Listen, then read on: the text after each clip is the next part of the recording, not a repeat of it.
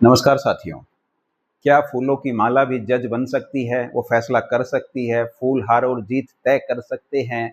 प्रकृति इंसान के विचारों को किस तरह से लेती है और किस कदर प्रभावित होती है, इसका एक जीता जागता उदाहरण भारतीय इतिहास में देखने को मिलता है।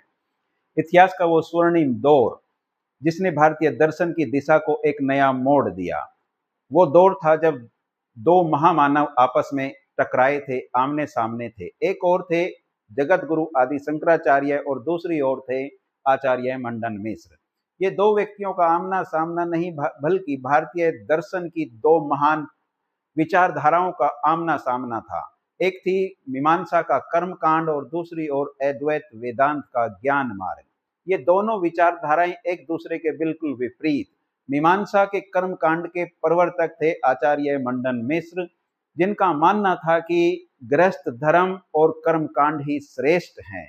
वहीं अद्वैत वेदांत के ज्ञान मार्ग के प्रणेता थे आदि शंकराचार्य, जिनका मानना था कि संन्यास आश्रम और अद्वैत ज्ञान मार्ग ही मोक्ष का आधार है। आचार्य मंडन मिश्र बिहार के महेशमती के नगर में रहने वाले अपने दौर के सबसे विद्वान प्रकांड पंडित थे। वे गृहस्थ संत थे। कहा जाता है कि वे इतने बड़े विद्वान थे कि उनके घर के तोता और मैना भी संस्कृत के कठिन श्लोक और वेदों की ऋचाओं को पढ़ा करते थे। विद्वानों का उनके घर आना जाना लगा रहता था। वहीं दूसरी ओर आदि शंकराचार्य केरल में जन्मे और अपने दौर के सबसे युवा सन्यासी थे। वे अद्वैत वेदांत को पूरे भारत में फैलाना चाहते थे, पर उनके सामने एक बड़ी समस्या और चुनौती थे आचार्य मंडन मिश्र।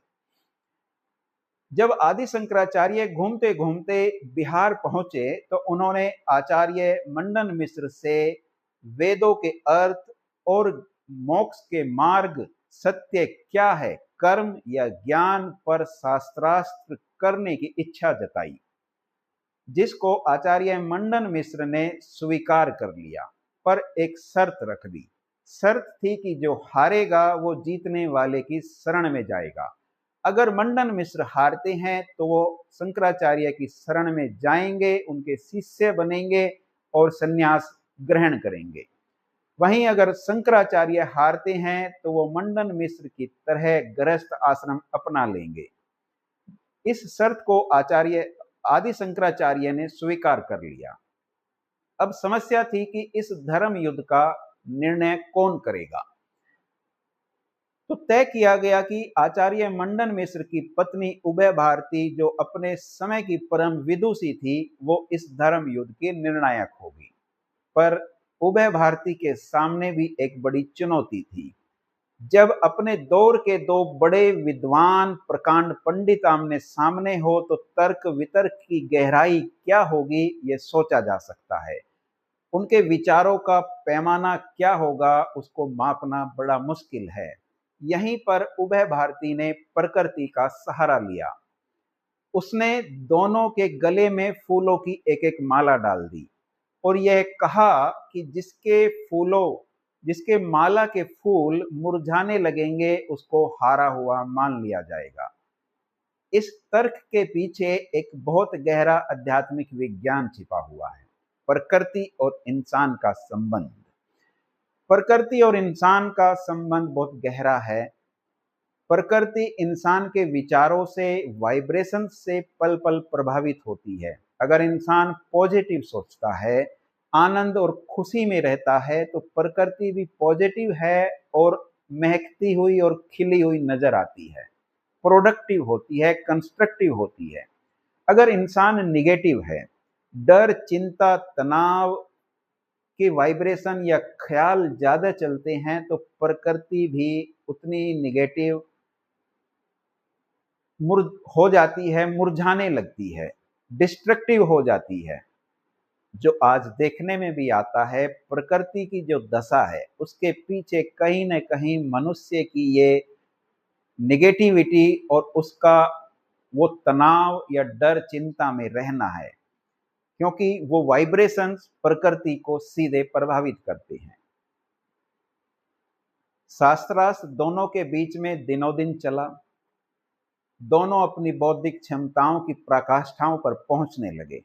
मंडन मिश्र का तर्क था कि वेद कर्म का ज्ञान देते हैं, उसकी प्रेरणा देते हैं, बिना यज्ञ और अनुष्ठान के मुक्ति असंभव है।